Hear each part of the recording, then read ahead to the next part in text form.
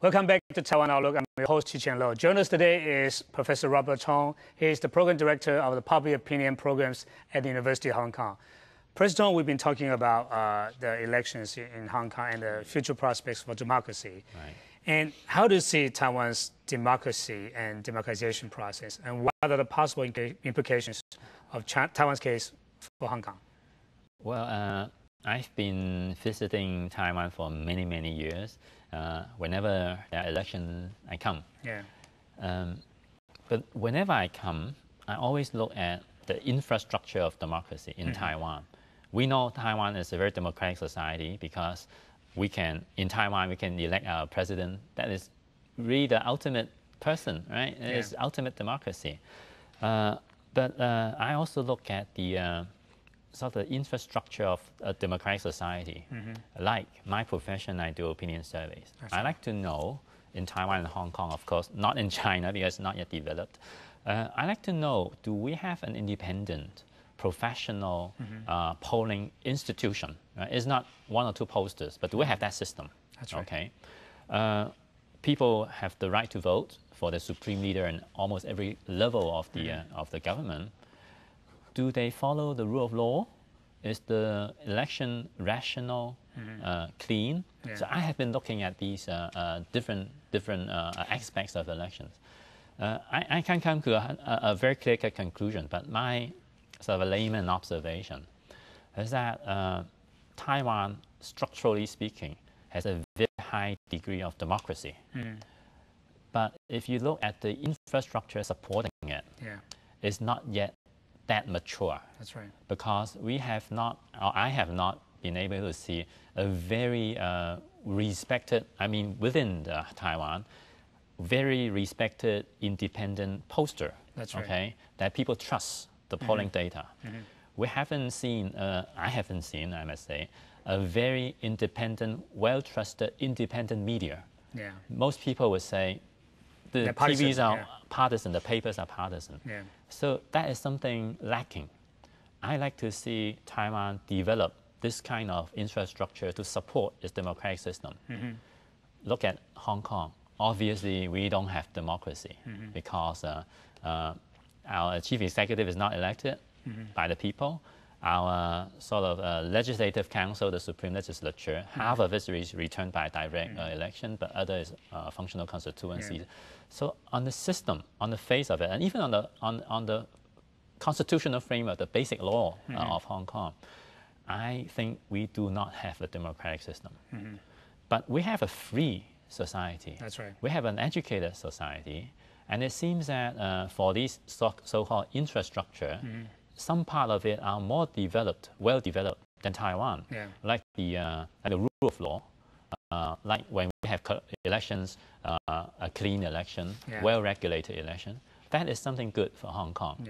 So if sort of Hong Kong and Taiwan can come together and we pick the best out of the two societies, then I think we have almost a perfect Chinese society, democratic, open society. But of course, the world is not like that, right? That's right. So I think we are learning. I am learning from Taiwan society. And I hope Taiwan will also look at Hong Kong not as a mainland control society, but look at it as an international society under one country system with its own life force and with its own merit, and see how the two societies, I mean societies, and not political sense, but a cultural sense, could really learn from each other. How about a civil society in Taiwan? Because some people say that, yes, you have very strong partisan media, polling agencies, and so on. But people are quite mature enough to know that, the problems in the media, in the polling, posters, and so on. So they cast the votes according to their own decision. Yes. Do you think that the civil society in Taiwan is quite mature enough to understand the problems of the media and so on? Well, understanding it is one way. It's only one part of it, right? Well, I cannot jump to this conclusion, but let me just assume that most people in Taiwan doesn't trust the posters, okay? And most people doesn't trust the media. That is very wise, very rational. But when you want information, now if I'm a voter, professional scientific posters will tell you what the reality is like, who is winning, who is losing, and why they're winning because they have a better platform. So this would be useful information for me to fit into my brain, and then I work it out and say, okay, I decide to vote for this candidate. Now, if we know these information are not available, then I think we are lacking a little bit of important substance from democratic society.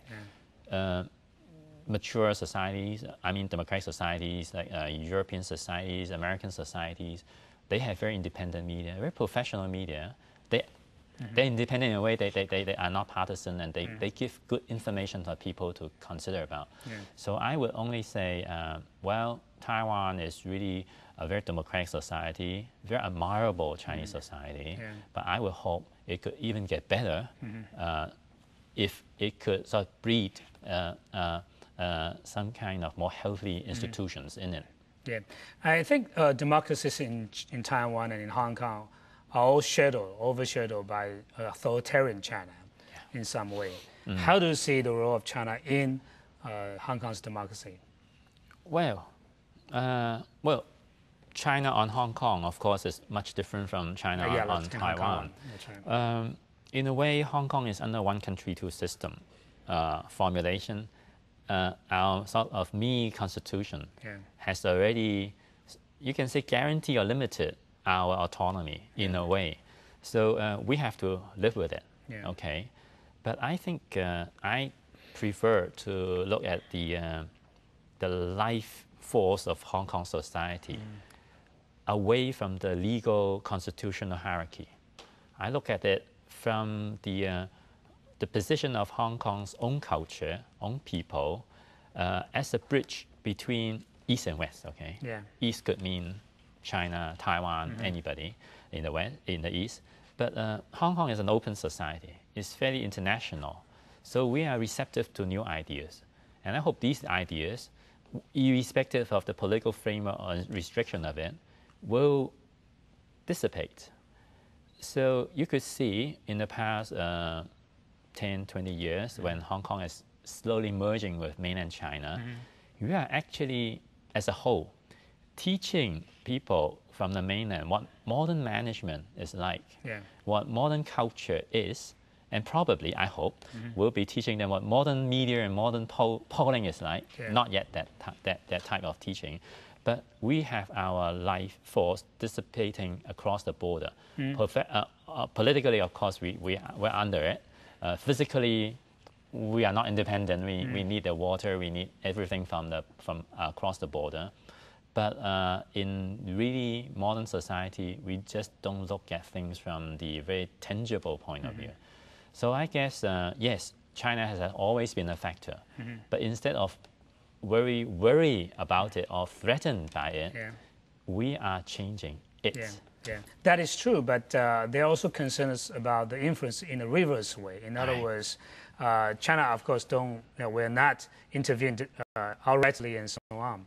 But there is some sort of self-censorship or some sort of invisible constraints on Hong Kong's democracy. For instance, this kind of self-centered media in Hong Kong, academics as well, and so on. Do you think that is happening under the so-called one country, two system formula? Well, it has been happening, but there are people fighting against it. So it is this push and push, pull and push, and then all this kind of struggle. So I think from my observation, yes, there are forces on the local media to self-censor themselves, and even for academics to be less outspoken.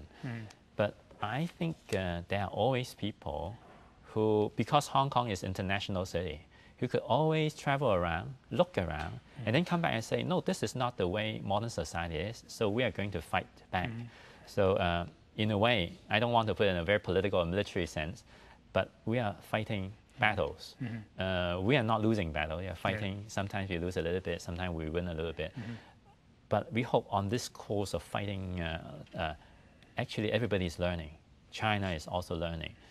They should learn the value of free media, free society. it's more prosperous that way, isn't it? That's right. You give people incentive to make money. You give people the freedom to tell you what they want. And at the end, you have a better society. So I think Chinese learning. I think you must have talked to a lot of mainlander colleagues, friends, and so on. How do they understand or read Hong Kong people's call for universal suffrage of the chief executive and the Legislative Council? Well, I must say there are different views across the border. Different people have different views. And if you talk to friends across the border, it's very important to distinguish the formal conversation against informal conversation. Okay. Right? When you have formal exchanges, then everybody's threatened. They have to speak properly.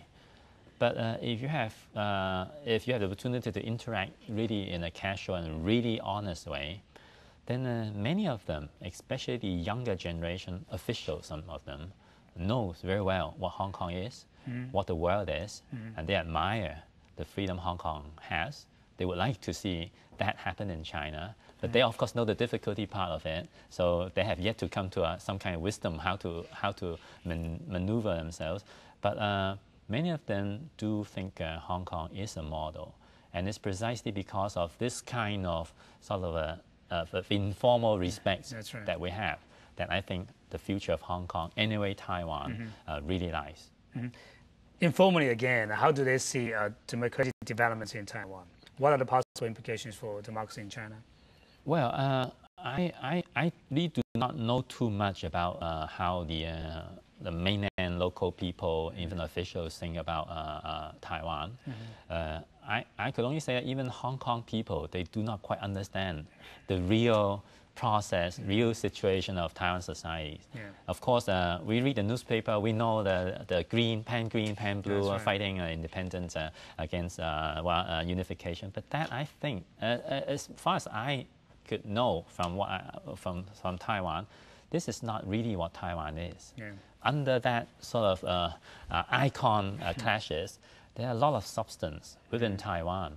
And I must say, localization is always on the agenda of every society. That's right. Hong Kong wants to be, in a way, localized because they are proud of themselves. Taiwan people are proud of being Taiwanese. What's wrong with it? Right? The only question is, when we have these identities, how do we take the bigger identity? But I think modern people, not just Chinese people, we have a much broader, bigger identity that we should learn to identify ourselves with. That is the global village. We are part of the world. We are the citizen of the world. That will happen very soon.